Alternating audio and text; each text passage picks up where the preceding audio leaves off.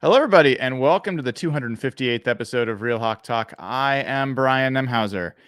You can find me on Twitter at HawkBlogger, and I am joined this afternoon by Jeff Simmons at Real Jeff Simmons on Twitter.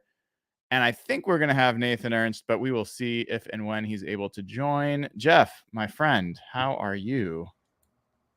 I'm good, man. I'm good. I was just in a crazy storm in Florida last week. I don't know if you guys saw the news in Fort Lauderdale. I was down there. I sent the guys some crazy pictures. Our street was completely flooded, but my family's place was untouched. We're totally fine, but happened to go down to Florida expecting to get some sunny weather, and it was the worst storm in 500 years there per rain. So that is nuts. That is nuts, man. I saw that picture you sent of the flooding was just, man. The whole airport was shut down for 2 days. Wow. Well, I'm glad you're back home safe, enjoying the nice weather in Toronto, and that's all good news. It is raining here. We had some nice weather for a while. It looks like we're going to be socked in with rain for a bit. So, I figured it was time to do a pod. I was listening to, I don't know, one of the million podcasts I've been listening to recently on the draft, and finding myself, I guess, a little bit aware of how much people kind of get on one side of a player or another, and then they find themselves essentially coming up with every reason why that player is the right player or better, and almost allergic to saying anything good about that player. And I was like, that feels like something we should talk about. And we've been on one side of quite a few players, not all the same guys, but felt like we should spend some time today doing a special episode, which I have decided to call the Crisscross episode, where all of us are going to be asked to take positions that are the least comfortable for us, that we believe in the least, but that we are going to take a good faith attempt to explain why the Seahawks might want to consider doing it. So this is going to be a special episode for a lot of people that have been incredibly frustrated listening to our pod with my steadfast points of view on certain things and yours. And it'll also probably be pretty fun because we are so thankful to be joined by Nathan Ernst at Nathan11, who will be asked to make the case for every single running back in this draft one by one for the next 3 hours. It's going to be fantastic. Nathan, man, sorry we missed you earlier this week. Good to see you now. How are you? Doing good. My dog is fully on the mend. He had a surgical procedure that young male dogs frequently have. And protecting his privacy. Yeah. I won't say what it is, but I will say he doesn't have testicles anymore. So, yeah, he was a big baby about that. You have this amazing thing happening right now where the background's bleeding through right on your front teeth. You look like a hockey player or something. I don't know. Michael Strahan. Yeah, Michael Strahan, yeah. I feel like the remove background feature on our streaming service has gotten worse. I actually, yeah, it's not so good. So I don't know. We'll see how this goes. But I'm glad to hear your pup is on the mend, and no one likes that moment in a life. But it'll be in the past. He won't remember it soon. Yeah. It's almost like that feeling when you have to make the case for a running back in the NFL draft. But no, this is worse. That's much worse. That's much worse. Before we get into the heart of our Crisscross episode, there is a bit of news just to talk about, and like just general shooting the shit about the draft that I'd love to do. And Jeff, I'm going to put you on the spot. We were just starting to talk about some of the scuttlebutt of some things happening. What's top of mind for you right now that feels different than it was maybe a week ago or 2 weeks ago? Yeah, I don't know if this is just smokescreen season or this tends to happen this time of year when there's nothing really to talk about. The pro days are done.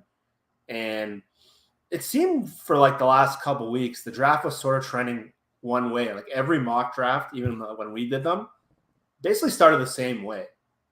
And I think Peter King or Albert Brewer, one of the two who writes those, was kind of alluding, I think me and you were talking about this, Brian, one of his columns last week or the week before, that this draft might be very different than everyone's expecting. And I don't know if this is smoke screens or not, but the media is starting to trend away from that, when everyone was kind of going in the same direction. There's been a lot of talk about Houston in the media in the last 4 or 5 days, where it seemed obvious that they were going to go quarterback, and they still could. But the reports coming out of there, both locally and nationally, seem to think that maybe CJ Stroud is not the guy there. And there seems to be rumors coming around, and those rumors are everywhere now. It started with Lance Erline, and it seems to be there's mixed feelings in the building on Stroud. There's two groups. They love Bryce Young there, and if I assume that ownership has been forcing them to take quarterback the whole time, and it seems like Will Anderson or even Tyree Wilson are in play there. So what it seemed like it was going to go quarterback, and then maybe another quarterback right away. It seems like Houston is more trending towards Will Anderson. So that dream to Seattle, which I've been hoping for a while, it seems less and less likely every day. Again, I don't know what's real. This time of year, you tend to hear a lot of smoke. And the other one, which seemed to really change directions, is Anthony Richardson. He's a guy that up until like this week was like after the combine, after the pro day, he was a guy who was really seemed to be shooting up, and everyone was expecting 1-2 quarterbacks. And then that was supposed to be the obvious, okay, trade up to get out of the Colts to get Richardson, or the Colts trade up. Now, I don't know if this is teams who want Richardson or not, but there seems to be smoke now that Richardson is dropping. And I don't know what's changed. I don't know if something, but like people are talking now that Richardson might fall a little bit and could drop to the bottom half of the top 10 or even out of the top 10. And there's reports now that like the Colts are higher on Levis than Richardson, which is a new rumor. So the Seattle equation is just what it looked like it was going to be for sure 3 quarterbacks, maybe even 4. Now we might see 1 or 2 defensive players, and maybe Richardson's on the board for Seattle. And so it seemed like, again, the draft seemed to be going one way, and now it's almost flipped on its head. And it's hard to know what's real, but it definitely is changing a bit. So, Nathan, love the background for folks that are listening and not watching. That is a classic Crisscross reference. I'll leave it to your imagination to picture what it is. Nathan, what is the fewest number of quarterbacks that could be taken in the top 4 in this draft? Like, what is the smallest number of quarterbacks that could be taken in the first 4 picks? 0. I don't think you can go below 0. Let's go with realistically. I think it's hard for me to imagine 2 realistically. Like, I mean, I think the only one that's probably really guaranteed is Carolina. But again, I got yelled at in the group chat by Jeff one time for saying that Indy might not take one. No, that was because you said they would option for Geno. I didn't think that. Oh, okay. Well, either way, I mean, either way, I think, between Carolina being practically guaranteed, it feels like, and then, Indy really wanting one, just enough QB hungry teams, I would say no fewer than 2. Yeah. Did you guys see Jim Irsay's tweet today? No. Yeah. He tweeted, let me pull this up. He said, for the 23 draft, we have many options. We could stay put and take a quarterback. We could trade up and take a quarterback. Or we can trade down and maybe take a quarterback. But we like our position. We're fired up. What a troll.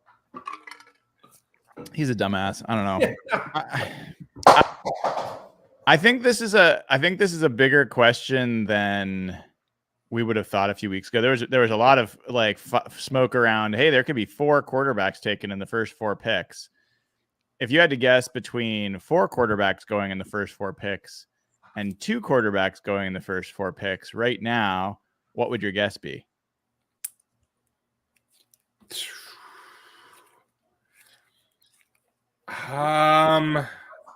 I think 4. I think it's still 4. I know that everything. So this is what I don't know what to do, because like all of a sudden there's like all kinds of stuff that's coming out. Like it's not just about the quarterbacks too, right? Like we're seeing stuff where people are talking about, well, actually Tyree Wilson's the best edge in this class, and like part of me is just like, hey, it's lying season. It's peak lying season right now. But also, I think teams are probably really finalizing things at this point, and so maybe there is just better information getting leaked out. The other thing is, I don't remember exactly when it was, but like Trayvon Walker was not like a consensus number one guy for months leading up to the draft. And I feel like it was closer to the draft than we are right now. But that was one of those where all of a sudden it was like, hey, this dude could go number one. And I was very skeptical of that. But sure enough, there you go. So I think I'm still inclined to think it's 4. But I just don't know what to make of all this new information that seems to be coming out. Yeah, Jeff, I don't know about you.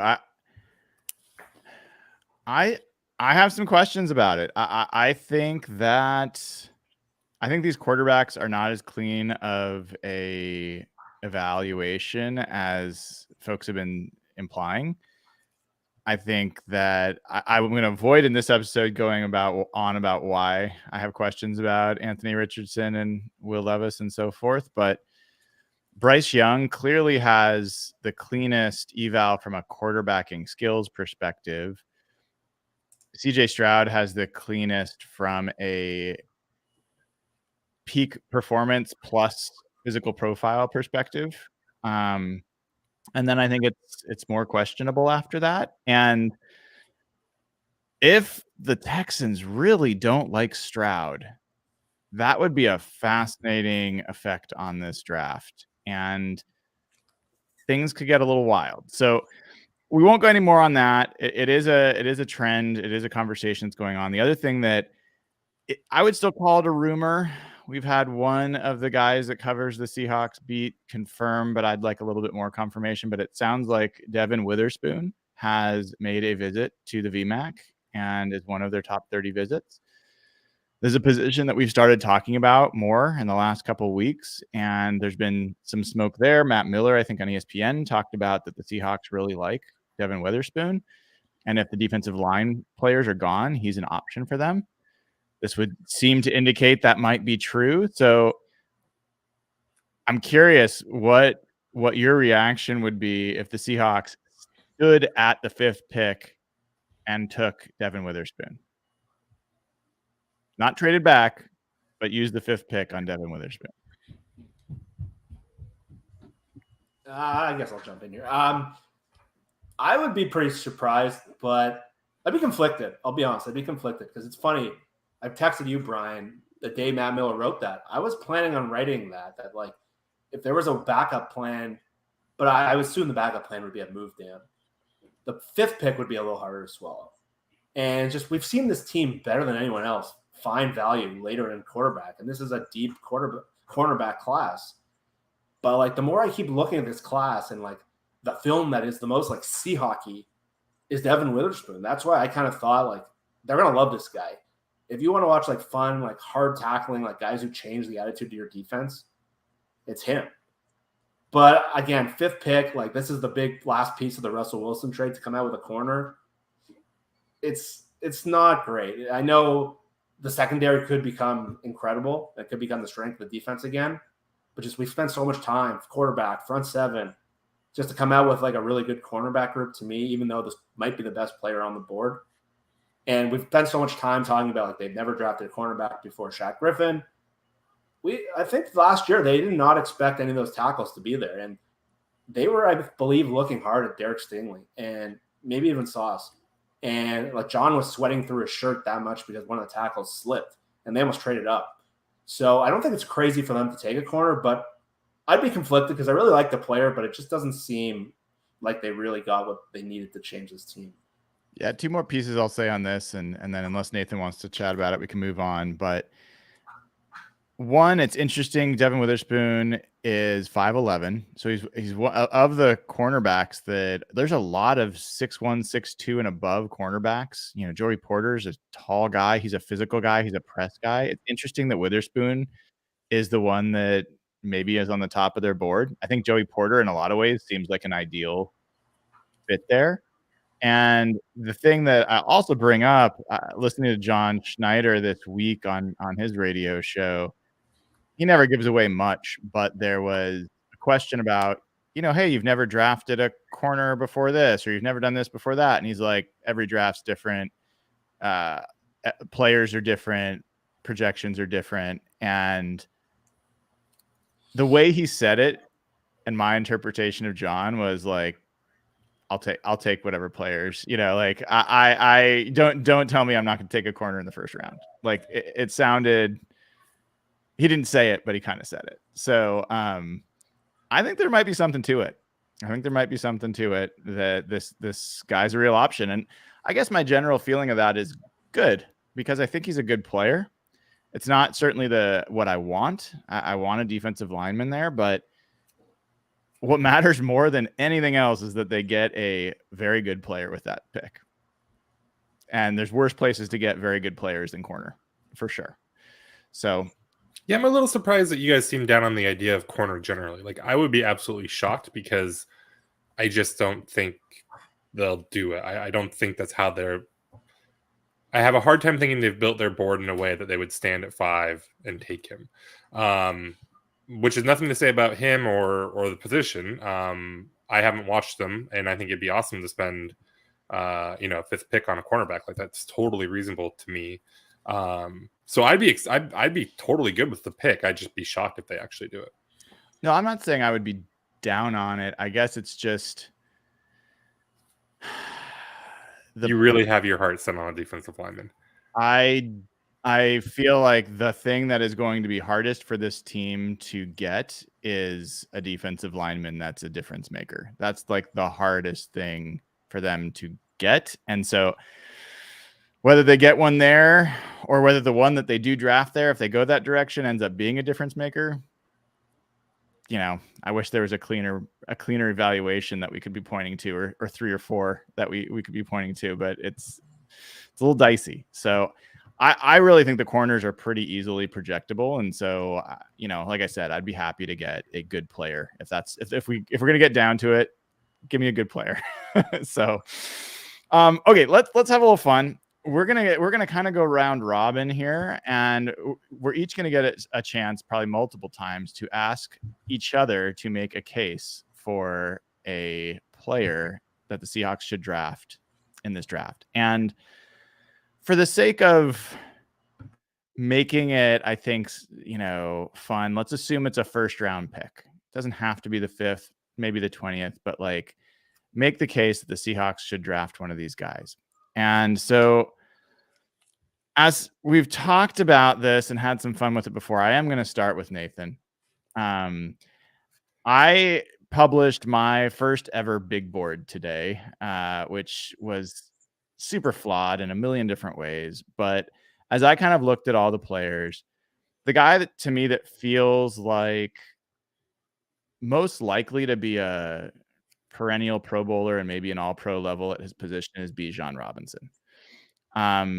You and I have similar takes on running backs. I've been a never first round guy on that for the most part. Tell me why. Tell me what you like about Bijan Robinson, and tell me why it makes some sense for the Seahawks to consider using one of their first round picks on a player who might be the most talented at his position in this draft. Yeah, I mean, it's hard to do this, right? Because, like, not to go just completely the other way, but like, it's really hard to justify the value for a running back there. I mean, Bijan's obviously, I think maybe the coolest thing about Bijan is how well-rounded he is. He is a very physical back. He will try to run over you, like he's unafraid of contact. But he's also obviously very athletic, and he can, make explosive plays and stuff like that. He can run away, right, if he gets, into the open field. So, I mean, as a running back, like, I think he's, a really good prospect. He catches the ball well, I think, and does some of that stuff. For the other thing that's so hard about this is that, like, I think Kenneth Walker is a pretty good running back. So, to say Seattle should draft a running back in the first round, like, that's But I don't know that you'd probably give yourself the best 1-2 punch in the league for running backs. I don't think There you anyone go. can say that That hurt you to have a say, better didn't running it? back duo. Maybe it allows Waldron to do some more creative stuff. I mean, a lot of what Waldron likes to do is find ways to get guys moving horizontal, get him in space, get him running. Can you teach Bijan to be as much a receiver as a running back, and then you have that kind of guy that can really make plays in the open field and all that. Yeah, I mean, I could probably give this a much better, good faith effort if I didn't think that Kenneth Walker was already pretty good. But to draft him to make one of those guys a backup feels pretty bad, even if you I think the idea of running backs in the first round. So, but yeah, I mean, you'd injury proof yourself. And yeah, I mean, you'd be obviously a talent player. That's a big one. And as someone who's also been and will likely continue to be anti running back in the first round and not in on the Bijan thing, I'll join in here. And for the rest of the show, you guys should do it as well. If you're kind of anti the guy we're talking about and you want to make some cases about why you should, feel free. I think Kenneth Walker was great last year. He also was injured for part of the year. He's not the biggest guy in the world. And if you're a team that's built around running the ball and being tough with the ball, and that's a big part of your game, it can make some sense to have a duo there. When the Seahawks have always essentially gone with a duo, whether it was Chris Carson, Rashad Penny, or even Mo Morris and Sean Alexander, whatever it might be. There's always been a case for having a couple guys that you can rotate in, and the Seahawks at this point pretty much have lost most of the running backs in the roster outside of Kenneth Walker, unless you're, there's a couple guys left, but no one that I think really profiles as a starting caliber guy. So I think you could make the case that the Seahawks would be a tougher team to guard and defend against, and that also, if this is the best player on the board, that is a elite running back, that you're probably not going to regret having someone who's super elite, the same way that I think a lot of folks would have a hard time arguing that Kenneth Walker is a bad person to have on this team. So even though I think for a lot of us on this pod, high second round pick was too rich for a running back, that's what they used, and they got a very talented running back for that pick. So I think those are some things I would throw out related to that. Yeah, go ahead. Yeah, so I put it up on the screen here, but Nubilax says, Bijan would be a good pickup if he can contribute in the passing game or is able to play slot. I mean, I agree. Obviously, that would be amazing. But I think that speaks to how hard it is to kind of justify or make the case, right? You have to look at a running back and say, well, what if he did things that aren't what running backs do? And then it would be good, right?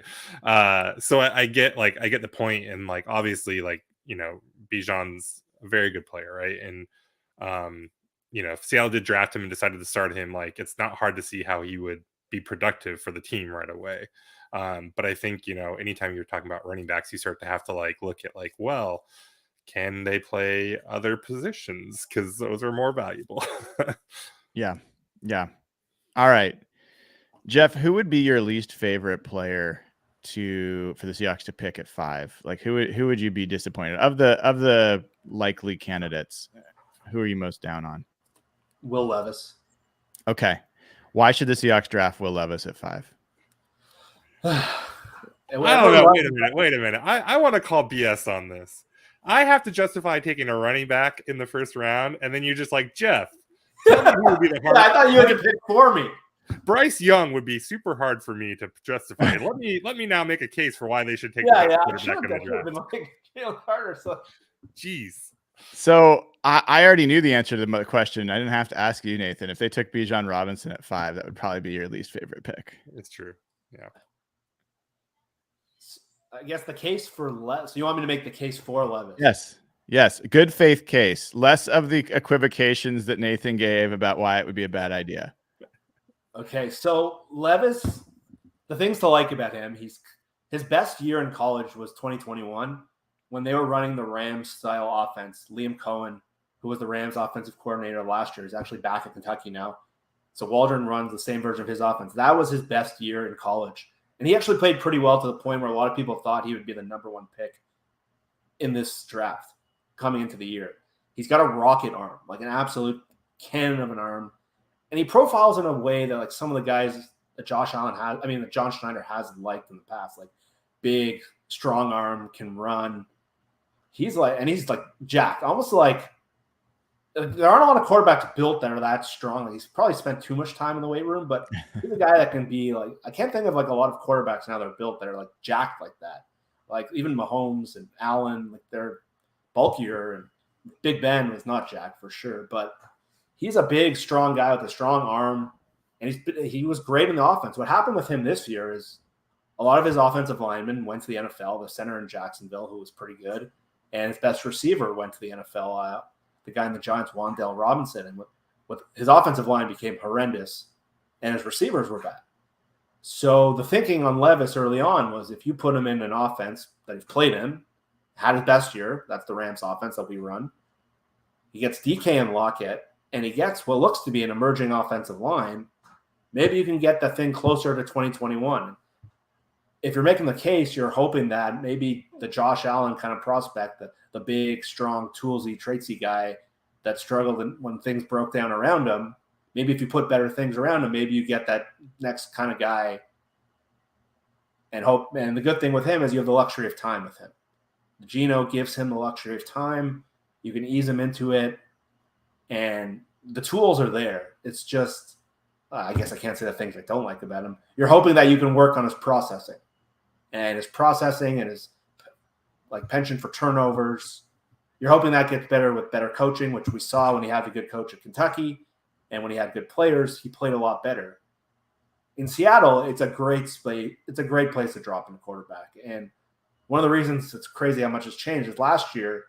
Well, one of the reasons we all didn't like the Walker pick is we all thought this team was kind of far away. We thought they were almost taking a step back and rebuilding. It's pretty amazing how quickly that perception changed.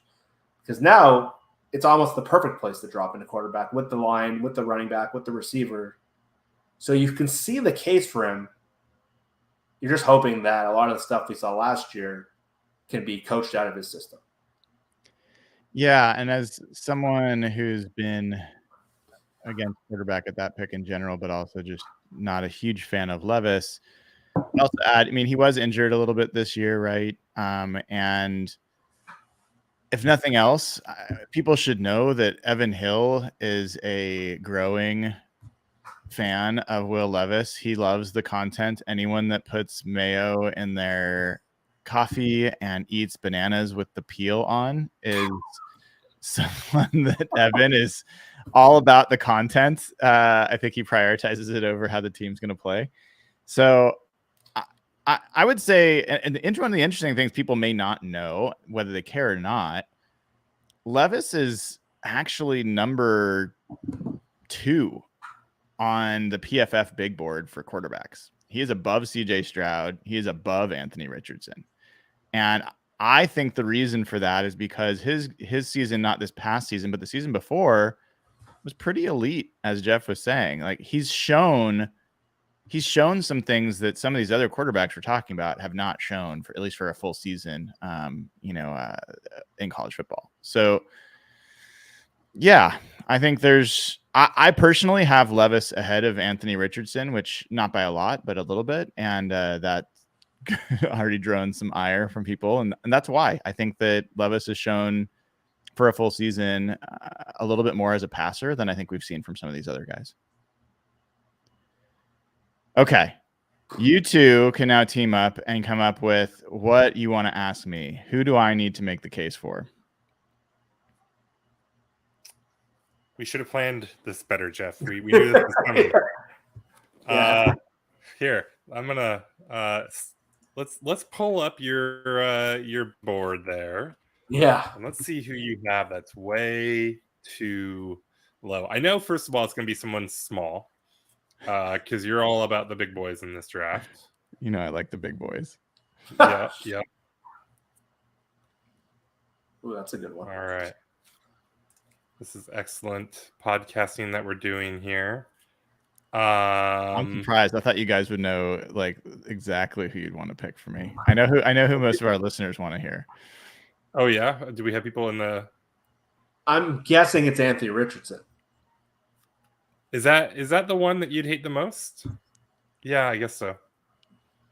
It's probably the one that I feel the least excited about relative to the rest of the Seahawks fans. Or Tyree Wilson. Yeah, those are two good ones. Okay, let's do Richardson though, because I think at least one point I want to make, but I want to hear what you. Let's hear you make the case for Anthony Richardson. So I feel like I got to kind of make two parts of this case, because part of the reason I've been against Anthony Richardson is just against any quarterback in that spot for the most part. Mm-hmm. And I won't go through all of that, but I'll just say the reason it would make sense to draft a quarterback is because it is the most valuable position on the field. If you get somebody who is a true franchise top 5 quarterback, there's no bigger value you can get. So if there's someone that has the potential to be that, and you are not going to be in this position again, most likely, we can say, they might stink again, but the chances are that the Seahawks are going to be so bad that they're going to have a top 5 pick again is pretty low. So, and generally speaking, your best chance to get a franchise quarterback is at the very top of the draft. There are more that are in the top 10 than are in, certainly the rounds that follow. So, and for what a lot of other people have made the case, and I think all makes sense, is, they're not locked into Geno or to Drew Lock. So if they found somebody that truly was great, they could get out of those contracts and start their rookie window next year, essentially. So I think that's positive.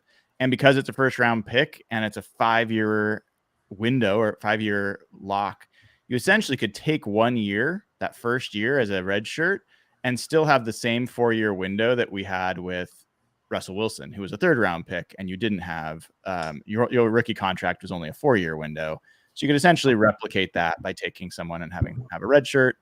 The other thing I would say about quarterback that could make some sense and why you'd want to consider it is they tend to retain value. It's like a Honda Accord, except more like a Lamborghini, I guess. Like the fact that you keep it in the garage and you don't take it out can actually enhance its value. So if, let's say, you draft somebody and they do well in preseason, or there's good tape on them, or some other team love them, there's a chance you could trade. And let's say Geno also plays great again this year. There's a chance you could trade one of those guys for a 1st round pick next year, or maybe multiple 1st round picks, depending on how much somebody loved them. So those are all reasons why I understand why someone might want to make the case for a quarterback at 5. And then Anthony Richardson in particular, the biggest case I have for Anthony Richardson is that he's a 1-of-1 athlete. Like there is nobody else. And so I don't believe in just profiling quarterbacks because they're athletes, but there is a floor that I think Anthony Richardson has in terms of his contributions that's relatively high. His ability, you think about Trey Lance and how crappy of a quarterback he seems to be. He still was dangerous because of his legs. He still was kind of hard to deal with because he could move around, because he could just jump out and cause problems for you. I think Anthony Richardson clearly is a more dangerous athlete than Trey Lance. So he also seems like got a good head on his shoulders, hard worker, probably has more that he can become in the NFL than what he's shown in college. So if what you're wanting to do is get the player with the highest potential, like absolute peak potential, and at the highest potential value position, Anthony Richardson's your guy. If that's your perspective, then it can make a lot of sense to take a player like Anthony Richardson at 5. Yeah. Like imagine the freaky combination of athletes with Richardson and DK. Like that might be the freakiest duo. It'd be like getting Cam Newton and like peak TO. Like, and Kenneth Walker's a pretty freaky athlete. Like, yeah, and you were saying that you like Levis more because he's shown more, but Levis is like 3-4 years older, I think, than Richardson. Old. Yeah, so there's a lot of unknown. Yeah, so I said in the group chat, and you kind of touched on this, but like I said in the group chat the other day, I think that Richardson might be the guy that gets me like the most excited on if they take him. Not because I necessarily like love the pick, but like if you just forget everything for a second and like allow yourself to get excited about Anthony Richardson, you can get really excited about Anthony Richardson. Like the sky is the limit. He's super fun. Like that would be an incredibly risky pick, especially considering there's probably guys that they would be, who knows who they might be turning down to take Richardson. But man, what a cool idea of a player. So that's my Anthony Richardson pitch. You seem enthused. Here's what all right, here. I want you to go back to back. I got one more for you. Okay. I looked through your big board. Justify Dalton Kincaid at 20. Oh, that's a good one. So for folks that haven't looked, I have Kincaid as 4 out of the top 4 tight ends. He's my least favorite, for the Seahawks to add.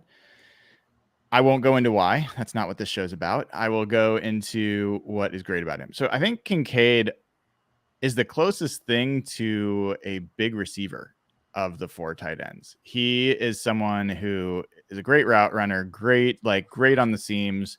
He's the biggest big play potential of the 4. I think Musgrave's close, but I think Kincaid has shown a lot there.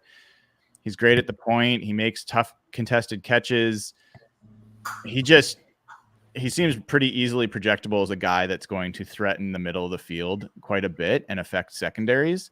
So pairing that guy with someone like Geno Smith could be really dangerous. And he could end up being a better weapon and target than the receivers that are in this draft in terms of how he could affect the offense. So maybe they could also work on helping him with his blocking. Maybe if you believe Andy Dickerson and the guys there could help build him up as a blocker, then he could be more of an option as an inline tight end as well, which the Seahawks tend to use a lot of. And then maybe there's a case that he's unique enough as a player and as a mover that it would give Waldron the opportunity to run some different things on offense than they have up until now. So I think that's the strongest case I could make for Kincaid. I'm surprised that so many people don't think he's a fit for Seattle when Seattle just traded for, I mean, no offense, like they didn't to say they traded for Noah Fant but yeah. They did trade for Noah Fant. That's going to be the story he tells his kids. Back in the day, they traded Russell Wilson, Hall of Fame quarterback, for me. I just want you to know that. That did happen. And he started actually correct. He started like he was their starting quarter or tight end all year. Yeah. And I think that I don't know that Noah Fant's an amazing blocker. I don't know that Kincaid can't reach that height. I think if Seattle drafted Kincaid, is there a receiver on the team that's better with the ball in their hands than Kincaid would be day one? I don't think there is really. Oh, it's close. Yeah. So yeah, I really love Kincaid, and I think I don't expect Seattle to draft him, but I do love him. Yeah, if you've seen Travis, you don't want to compare someone to Travis Kelce, obviously, but you've just seen what that kind of player can do and the sustainability. How he's every year we keep reading he's going to drop off this year. He's old, tight ends don't age great.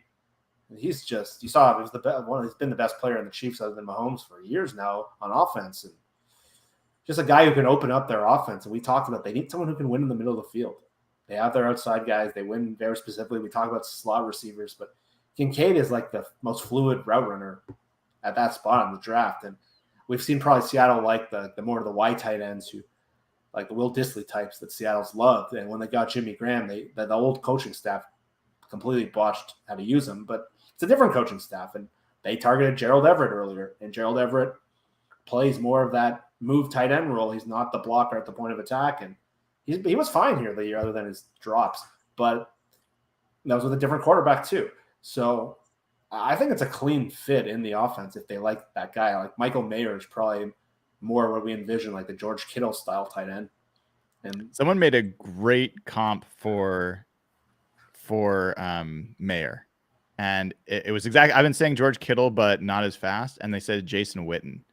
I think that is a great comp for Mayer. That's very generous, but yeah. I think he's going to be really good. I'm pretty high on him. Jeff, I'm going to ask you one that is going to be a combination. This is the true crisscross.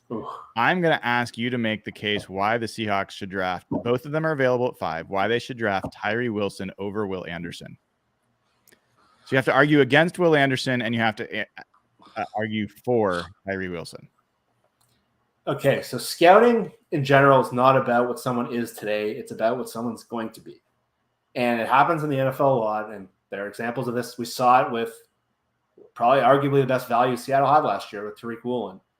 NFL teams and scouts in general love traits, and they love what people can be. And if you watch like Tariq Woolen's film last year, you might have thought, this guy's a mess. But you get coachings around scouts and personnel guys and coaches, they love freaky traits. And that's Tyree Wilson. Tyree Wilson doesn't have bad film, by the way. He's not like Tariq Woolen's film, but just to make an example, there's a lot to like about him. His pass rush win rate, number 1, is pretty high. I think it's in the high 20s, early 30s. It's not like Trevon Walker, who was 5% or 6% and went first overall. Tyree Wilson is someone you can drop in, and coaches and scouts are just going to like ooze him. Like, he's got the craziest looking arms. There's a picture that I sent with the group where he's like standing by his teammates, and he just looks like he's from a different planet. He's got massive arms, and he's built like a grown man. And like, we've seen success where you get coaching around guys like that, and they just look different. Will Anderson is a lot more polished, but he doesn't have like the explosive get off. He doesn't have that Von Miller, Myles Garrett, freaky athleticism, his 40 times, 10-yard split. Not pedestrian, but closer to pedestrian than freaky. Tyree Wilson, just his arms, his size.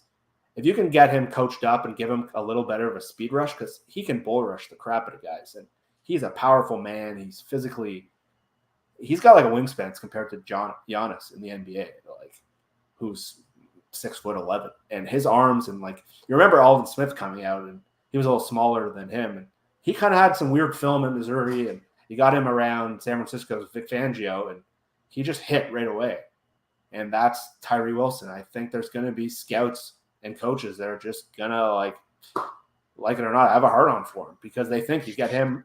I know it's a weird term, but they're going to. And Will Anderson's not a guy who's got the freaky traits. He just doesn't.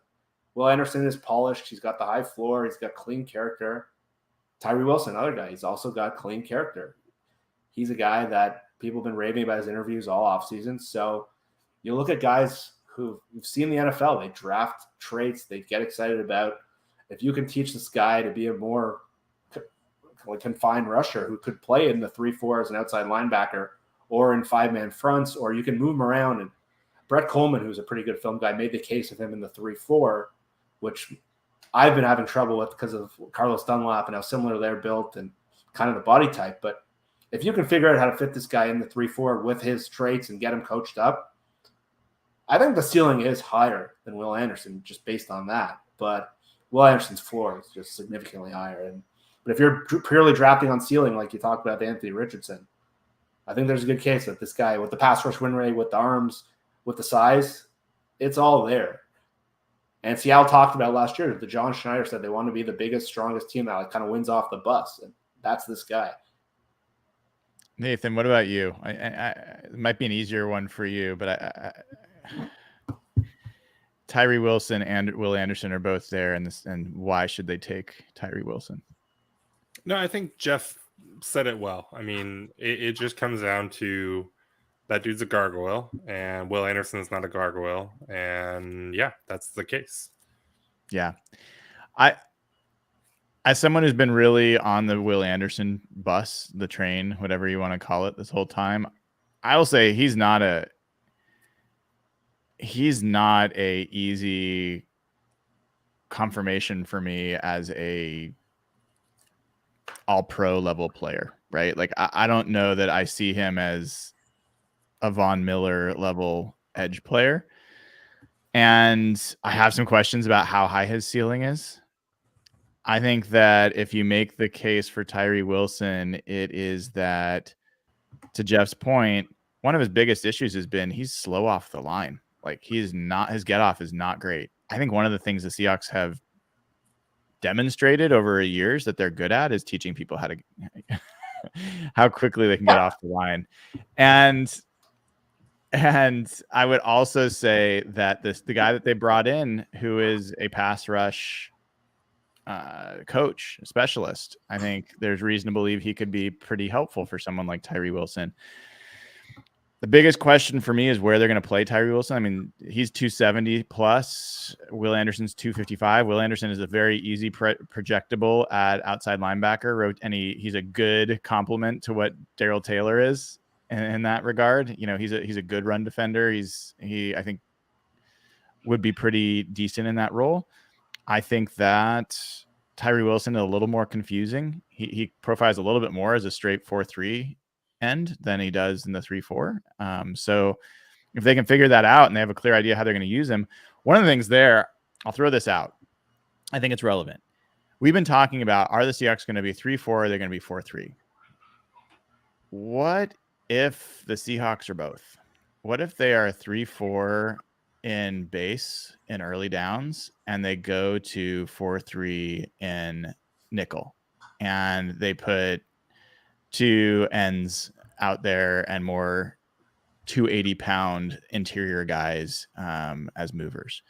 They've done this kind of thing before, but maybe we're thinking a little bit too linearly about they're either 3-4 or they're 4-3 and the type of guys they need. Maybe they're going to utilize both depending on situation. It's a possibility. Then Tyree Wilson starts to make a little bit more sense. Okay. Nathan, who do you really love in this draft? I really love Stetson Bennett. You do actually, though. I do, but no, seriously, who do I really love? I do love Dewan Jones a lot. That's a good one. I do as well. About him on here, so I don't know if you want me to pull another one or not. No. Why should the Seahawks avoid Dewan Jones at all costs? Because leverage is important for offensive linemen, and I think it gets more and more important as you go in.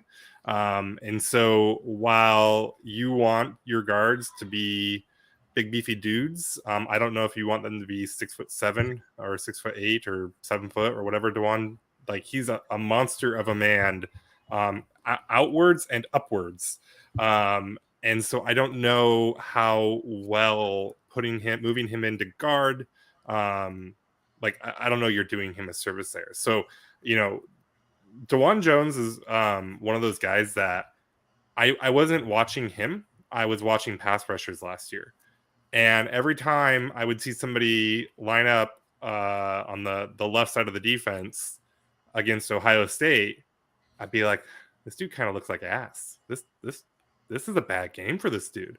And then, like, it was like the third Ohio State game, and I'm like, okay, all these dudes keep sucking against Karlaftis and other good dudes that I was watching that I liked. And I was like, but then they go up against Ohio State, and if they're going up against that right tackle, they're just gone. They're just completely blanked. And so I was like, maybe I should figure out who this right tackle is. And then this year, the same thing. I've been watching different pass rushers, and when they play against Dewan Jones, they're guaranteed to have a bad game. And so I love him as a right tackle, but I have concerns about moving him inside, and I really don't like. I really dislike messing with young players who are, somewhat established the way that Abe Lucas is, right? Where yes, he obviously it's only been a year, so he's not established, but like, to move him now or try something different, I feel like that can really hurt a player's development, and so I wouldn't want to do that, and it's a risk to move Jones inside, and so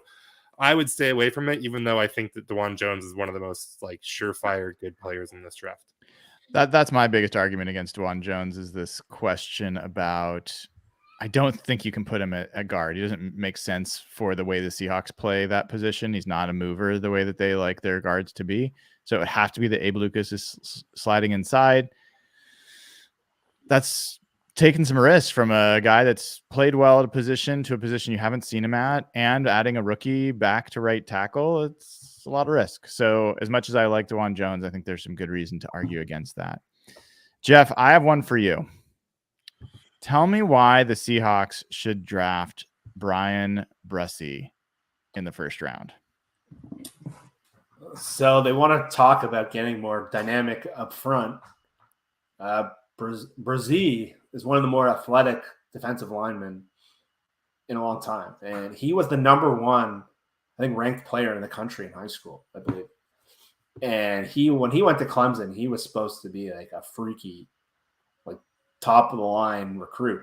And he had some tough things going on in the last year at school. I think he lost a family member, I believe it was his sister, and he had to take some time off. And like early in the year, like I remember when we were starting to look at maybe Seattle was going to pick at the bottom of the top 10. They're not going to get Jalen Carter. They're not going to get Anderson. I didn't even know who Tyree Wilson was at this point, but Bresee seemed to be a guy. I remember like Derek really liked him, and his profile is really exciting. He's a guy you convince yourself. He's just an athletic dynamo at his size. And a lot of the Clemson guys, and I don't know if we're going to talk about Miles Murphy later, he's a guy, they get just like big time athletes at that spot. And I know Seattle, like we talk about the issues against the run and whatever, but just Pete mentioned they need to get more dynamic at the end of the year. And if you look at the athletes, and we've talked about LJ Collier and some of the guys they had, Quentin Jefferson and Shelby Harris, they're not like freak athletes. They're steady football players other than Collier. Collier's a bum essentially. But Bresee is just a totally different athlete, and just he's the kind of guy, it's like it's almost a lottery ticket. If that guy hits, that just completely changes your front. And like a freak athlete at defensive tackle. And Brian, you made a really good case on this earlier in the year. When just think about how many good edge rushers there are versus interior defensive linemen. There's about 6 or 7 dominant interior D tackles and probably over 10 to 20 edge rushers. It's just the spot is rare. And you see the impact. He's obviously not like Aaron Donald or something like that, but a guy who can create havoc and add that kind of juice from that position is just so rare. And Bresee needs to be coached up. So a lot of similar guys have been talking about. He's not a dominant player on film last year. He went through a lot. He had injuries. He had the family thing. And he's a guy with the ceiling. If we're looking at ceilings, and a lot of these guys, they have the low floors, but they have the ceiling, similar to Anthony Richardson, similar to Tyree Wilson. He tore up the combine. Like his numbers at the combine, I don't know what his relative athletic score is. And if someone had that on file, that would help. But he's got to be pretty high on there because he's just a different kind of athlete, defensive tackle. And coming into the year, he was top 10 on all these mock drafts. He was a guy, even if you look in September, October, he was a top 10 player that you could probably get at 20 now. And again, we talked about how Tariq hit, and it was traitsy, toolsy kind of guy that got good coaching. They learned how to study the game. And with the pass rush coach we have, with like a better defensive line, you pair him with Draymond Jones, and all of a sudden you went from having maybe the worst defensive tackle situation to that hopefully becoming the strength of your team moving forward on the defense. So him, Draymond Jones versus what they had last year at defensive tackle, if that guy hits, that changes the total look of your defensive line. Yeah, so Jeff was asking about his relative athletic score, his RAS, and not his Riz, his RAS. And the answer is that it was a 9.59 out of a possible 10, which ranked 62 out of 1,488 defensive tackles from 1987 to 2023. 62 out of 1,488. So from an athletic standpoint, this is a big boy, 6'5", 300 pounds. He had elite speed grades. He had elite agility grades. His explosion grade was not terrific, but no questions about him from an athletic standpoint, and certainly would be someone. A lot of these guys we've been talking about are 270, 280. Like, there's not a lot of these 300-pound dudes that are movers that we've been able to talk about. And so I think that's the case for Bresee, that he could be one of those guys. So not a lot to choose from. Who else? Who else is on the mind of the two of you? Anyone that you want me to talk to, that you want to ask each other about?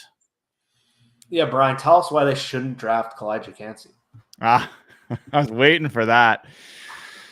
Kancey's certainly one of my favorite players in this draft. This is a tough one. I think the case to be made for not drafting Kancey is primarily his arm length.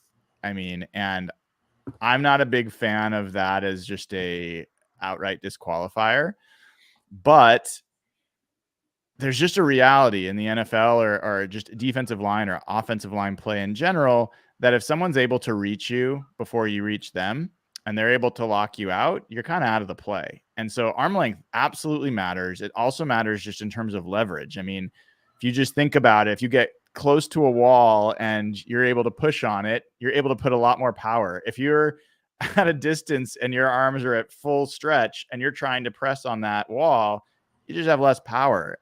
I don't know if that metaphor works for people, but that's just a reality of how much arm length does impact how you can play that position in the NFL.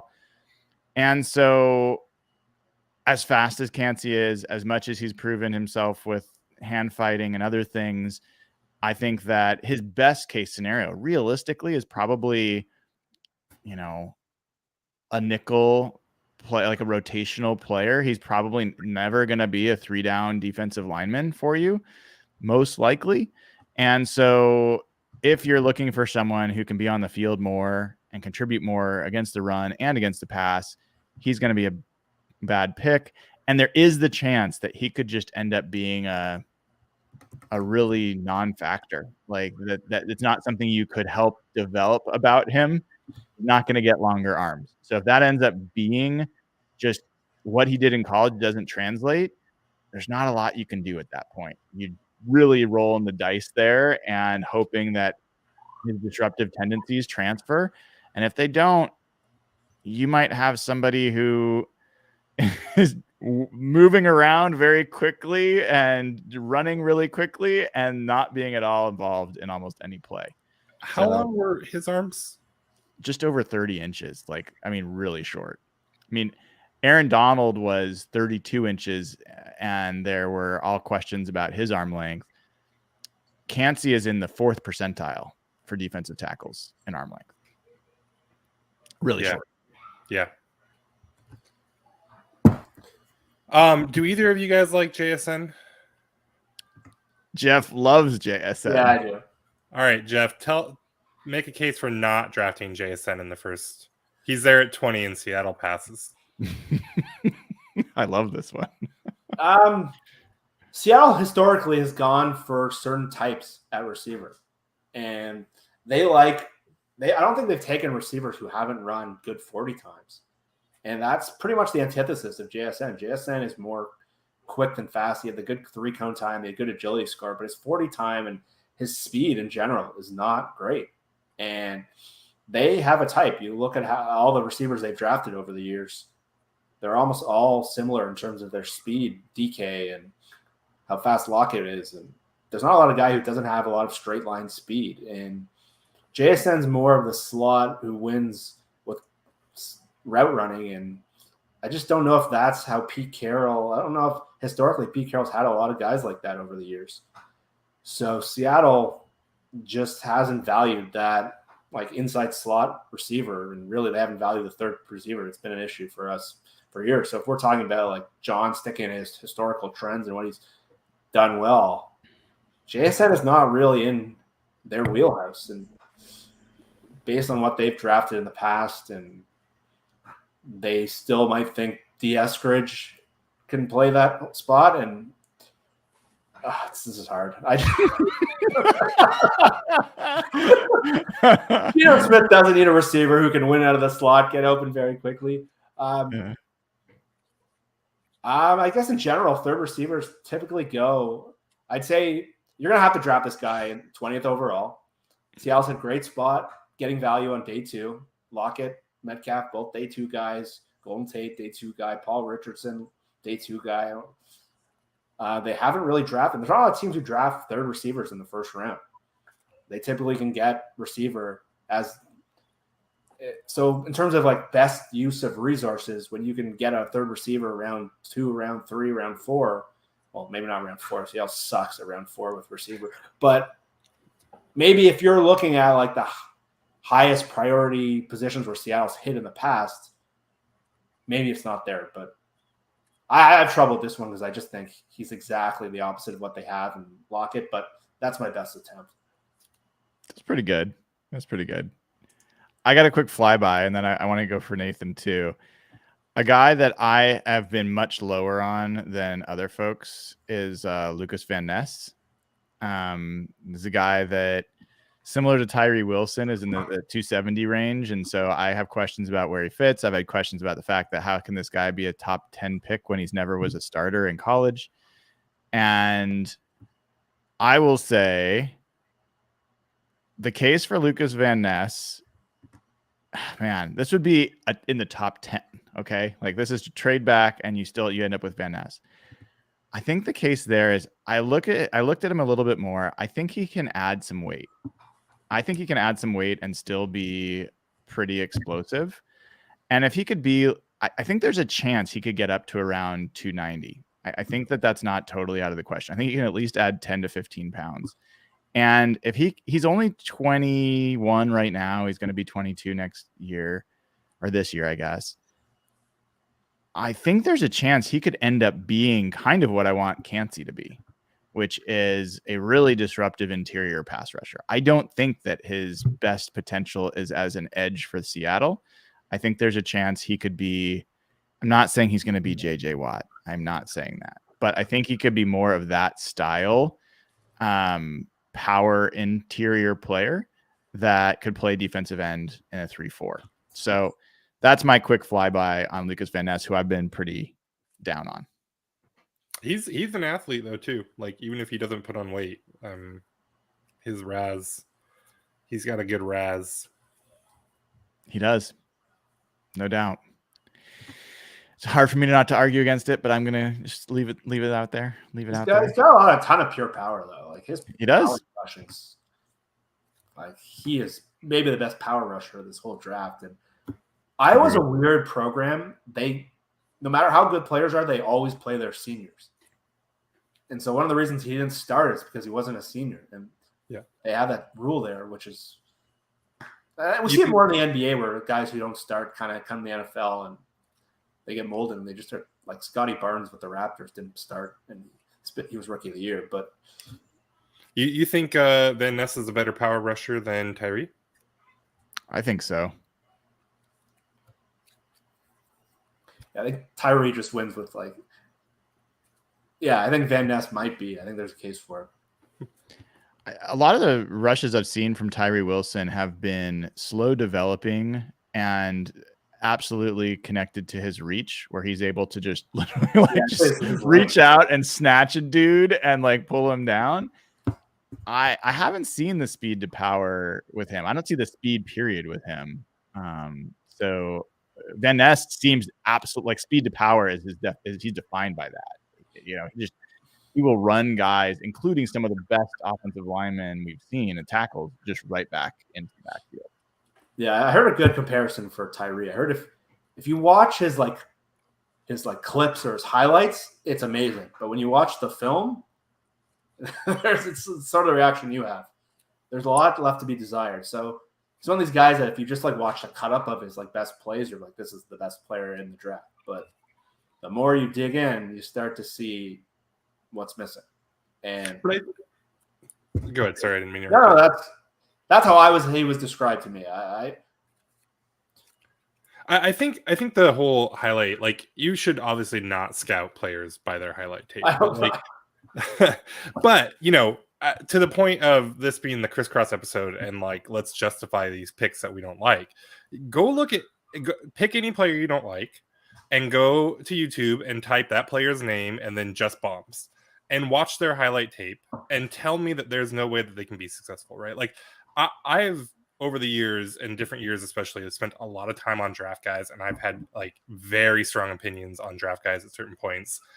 Some of them were good, some of them bombed, and it's because, I mean, the biggest reason is we don't know these people as workers. That's become a little trite, but I think that's like one of the biggest things that these NFL teams are doing really is trying to understand them and like, are they going to show up? Are they going to work hard? Do they have a work ethic? All that stuff. But the other thing is like almost all these guys have ways they win, right? They have things that they're good at. And now whether those things are valuable, whether those things are, you know, how repeatable, sustainable, how varied they are, like can they win multiple ways? And that's obviously going to help you be more successful. All of that stuff matters. But like, you know, all these guys have ways they can win. All these guys have ways that they can show up and be good players, right? That's why we see 5th, 6th, 7th undrafted guys show up and be good football players, because yeah, their path might be less likely, but very few of these guys have no path, right? That's right. I think that's right. It's a great point. So we're a little bit after the hour here. You guys got a few more minutes. Sure. Wrap up on a couple other guys. Yeah. Nathan, I feel like we haven't given you enough of a chance here. Talk to us about either a player that you really like or a player you've been really down on, and then make the opposite case. Going to give you a self-selection opportunity here. We've talked about some of the guys I'm down on. Like, I'm not a big Kancey guy or Bresee guy. I'm not a big Miles Murphy guy. Make the case for him. We have not talked about Murphy. Let's talk about Murphy. No, he didn't do a combine, right? I mean, he just weighed in. Did he get a pro day? Do we have a Raz on him? He did his own pro day. Okay, what's his Raz? I will tell you in a second. Because the thing that everyone says about this dude is he's a freak. And the thing that I don't like about him is I don't see it on the tape. But if you know, he did it. You want to hear it? Yeah. Miles Murphy, defensive end. This is a 6'5", 275-pound dude. Had a 9.71 RAS out of a possible 10. That ranked 48 out of 1,628 defensive ends since 1987. 48 out of 1,628. He had a good, like, middling size grade. He had an elite speed grade, and he had a above average agility grade. What was his explosion? Did he have a good explosion grade? Did not qualify because he didn't do the broad jump. Ah, gotcha.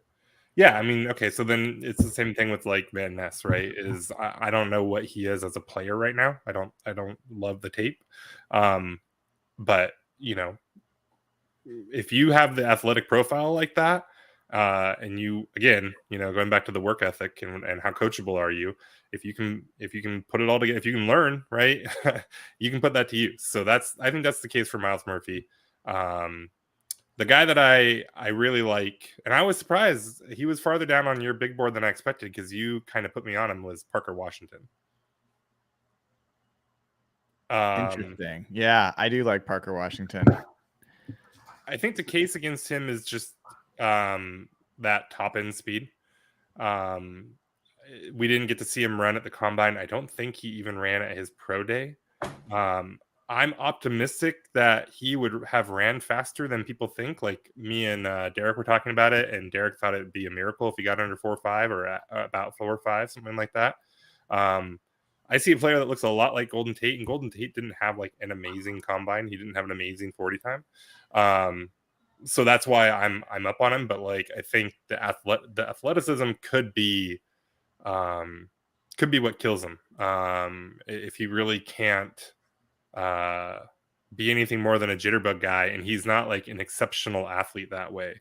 I think he wins, contested catches, and he's kind of more of a tactician, and like that stuff's really important. But sometimes you see people get obsessed with guys that can make all these contested catches, and then they get into the NFL And those catches are a lot more contested.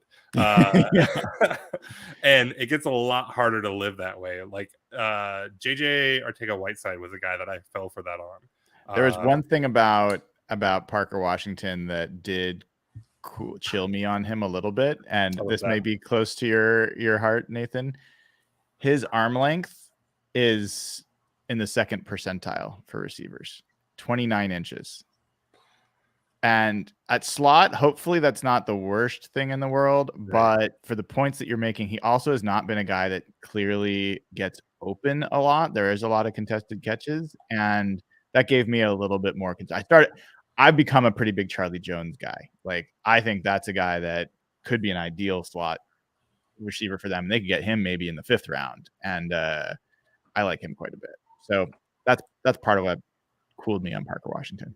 Yeah, I did not know that. And that is, exactly what you're saying. That's concerning with the way he wants to win. Now, Tyler Lockett arm length was 7th percentile, 30 inches flat. It's a great call out.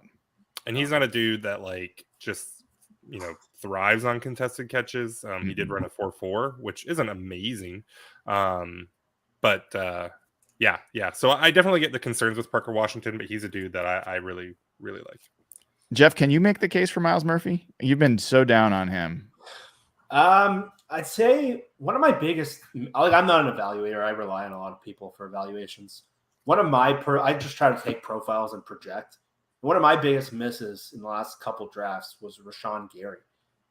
Coming out of Michigan, I really didn't like him as a player. He was a lot of what we're saying about Myles Murphy, more of an athlete than a player, very inconsistent on film. You saw the flashes so often, but exactly what Nathan was saying before, you didn't see that athletic ability on tape, and he was an athlete. And I remember that year when the Seahawks did take Collier, we were looking at Rashawn Gary, and Murphy's profile as a prospect is very similar to Rashawn Gary, who's been a way better pro than was a college player.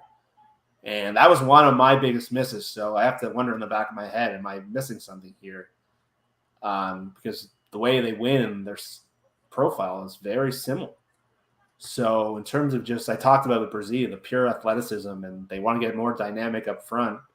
If you're projecting traits and you're projecting maybe he's not good in college, but he'll be a good pro. And that's really, you're hoping with this pass rush coach, you can refine his technique and you can get him to be, because he's more of an athlete than a football player. And we talked about their issues against the run last year. So you're going to have to coach him up a lot. But I think of Rashawn Gary as a guy who I really was against the year where we were hyper-focusing on pass rushers. And I really liked Brian Burns that year, who did hit. And Gary's been a really, really good pro. And maybe Murphy's that same kind of thing. Yeah, the only thing I'll add on Murphy, because I've been kind of with you on this, is a guy that his freshman season, there were people that were like, this guy's a lock top 10 pick. So his freshman year, he was a different kind of player than he's been in the 2 seasons after that. So he's shown some peak potential, but he hasn't been consistent with it. So maybe it's the scheme. Maybe it's how they were using him. I think this is a case for why Bresee might be better in the NFL. They asked him to play a lot of nose tackle, essentially, or one tech for Clemson. And I see him as an athlete that could be better fit in a 3 tech or some place where he could actually move around and be disruptive. So there's a chance scheme played a role for both of these guys, but I'll leave it at that. That's as far as I can get out on the ledge with those two. Brian, I got one for you. Okay. Oh, God. In Mel Kiper's latest mock draft, the Seahawks traded both their second rounders to trade up to the end of the first round to draft Hendon Hooker to get their 5th-year option. Why is Mel Kiper right? That's a good idea. You asshole. Oh, God. Okay. You just stuck it to me with that one. Oh, God. All right. Let's start with the player.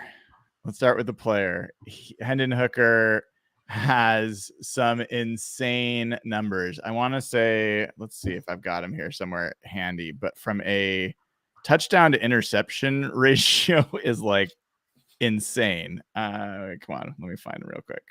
I want to share. Turnovers. Do they have this here? Yeah, so 27 touchdowns, 2 interceptions in this past season, 31 touchdowns to 3 interceptions in the season before. You're talking about, like 60 odd touchdowns to 5 interceptions in 2 seasons. Like that's a remarkable ratio. It also happens to be a ratio that the Seahawks are supposedly care quite a bit about when they're evaluating quarterbacks. He has been a high completion rate guy. He has been someone who has played in multiple different types of offenses, and he's getting a lot of, I think, hate for, well, I won't say if it's good or bad. He's got a lot of hate for this past season for the type of offense he was in, and that it was a little bit simple and that anyone could have done some of those things. But he also played before in a different offense the year before and was able to excel. So he has fewer negative traits than maybe any of the other quarterbacks. He's got the size, 6'3", 215. He's got the numbers in terms of what he's been able to do production wise. And you probably are able to project him better. He's probably more clearly someone like Teddy Bridgewater. Maybe if you're lucky, like, I don't know. There's probably a better, higher comp than that. But so I think those are part of the reasons. And then also, if you're going to draft a quarterback, there's reason to get him in the first round because you get that 5th year option. And with a guy that's likely going to be a red shirt this first year, pretty useful to have the 4 years after the first year on him. And as far as making the trade up, why would you want to get more players out of the heart of the draft? That seems like a silly thing to do. The Seahawks really are just a quarterback away from being great.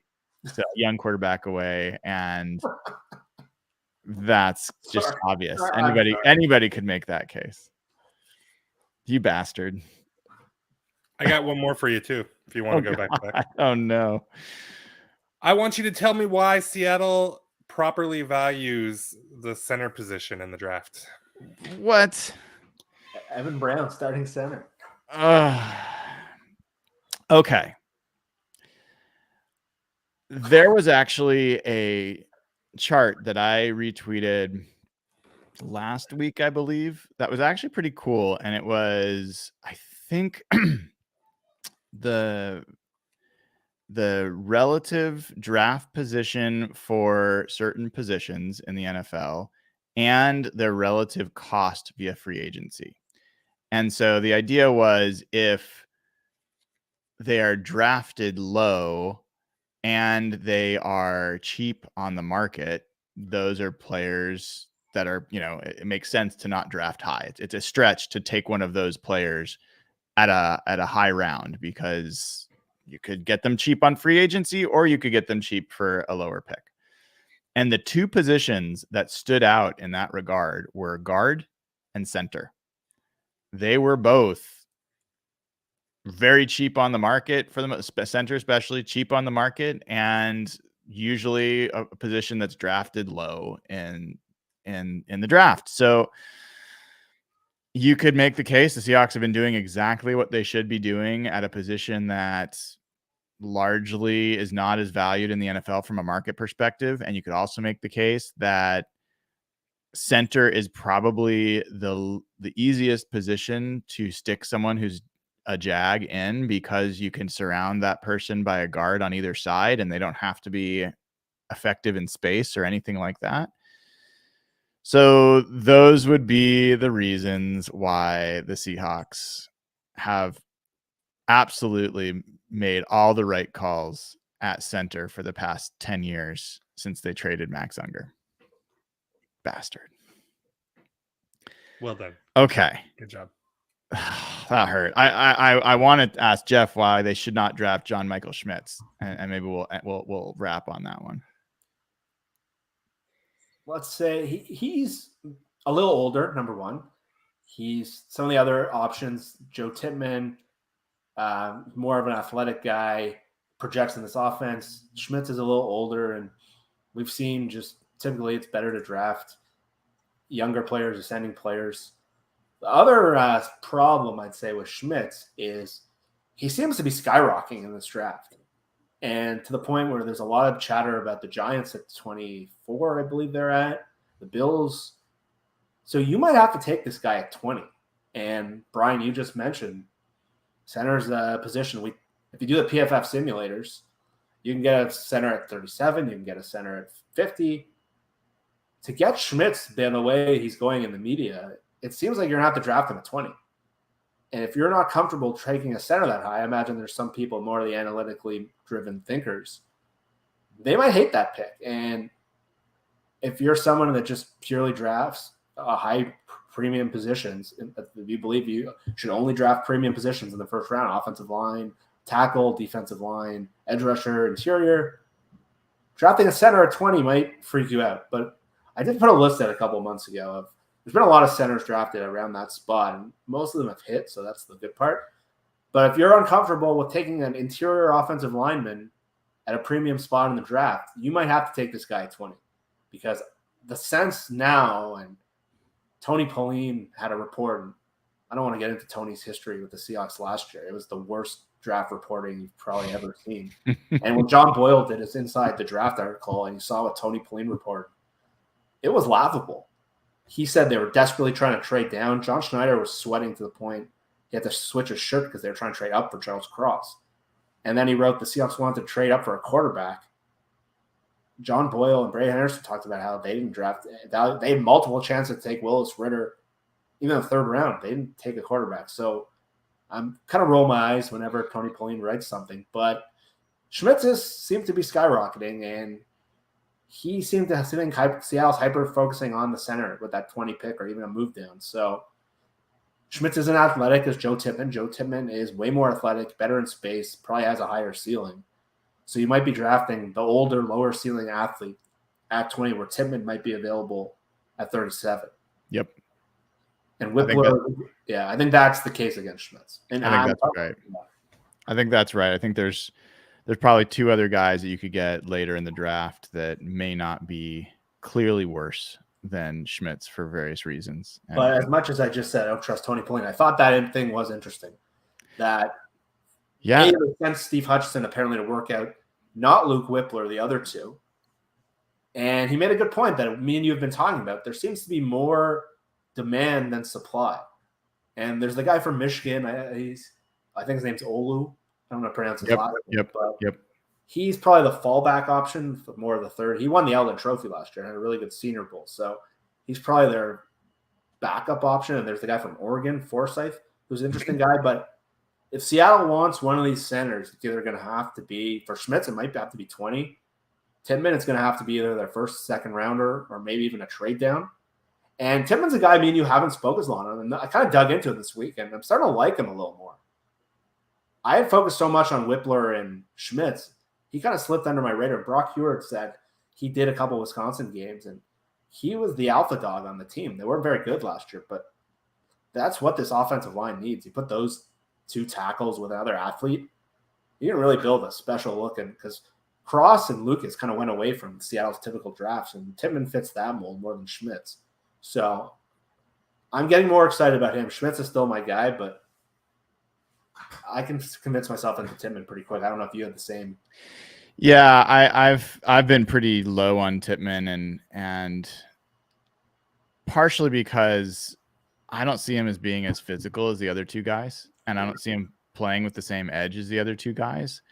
But there's no doubting from an athletic standpoint, his size, weight, speed, he's best of the breed.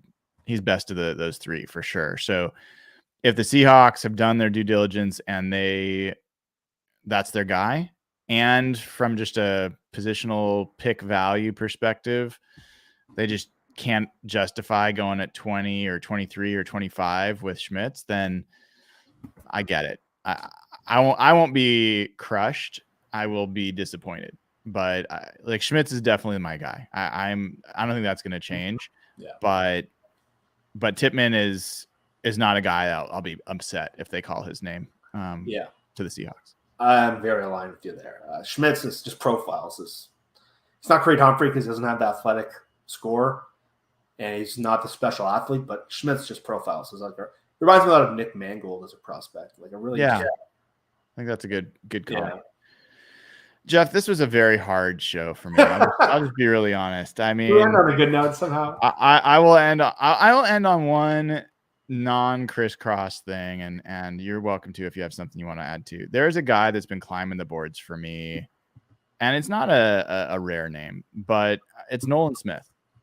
And as I dig into Nolan Smith, there's no question. Everyone was so excited about what he did at the combine. Unreal athlete, maybe one of the best athletes in this draft.